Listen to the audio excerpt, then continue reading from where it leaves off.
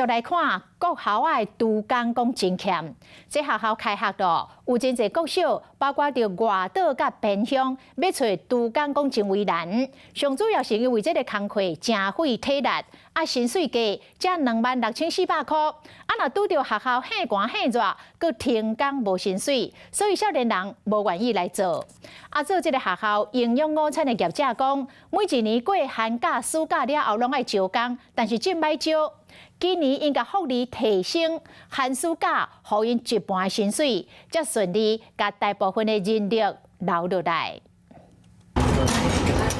要到学生食饭时间，主持阿姨甲遮送到每一个班级。不过这工课实在是真险头，薪水嘛无讲介济，互真侪少年仔无想要来做，嘛有真侪学校一开学都有欠工的情形。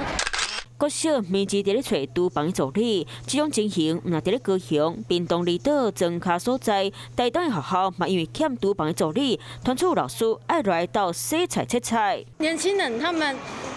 一般应该会喜欢找工作时数比较长的。王小姐3年前伫咧学校做厨房助理，45岁也够体力，考虑到上班时间好春秋，会当照顾囡仔才会来做。主动到等业者就讲，真侪厨房助理因为伤过忝，又寒又热，无工课无收入，这无人想要来做，就惊员工带袂调，业者增加福利，希望当甲人力留落来。去年我们就大概要找1半以上的新的同仁，今年公司就希望流动率不要那么高的情况下，我们就改成月薪制。那有一些寒暑假，他就是会给半薪的一个状态，那或者是他有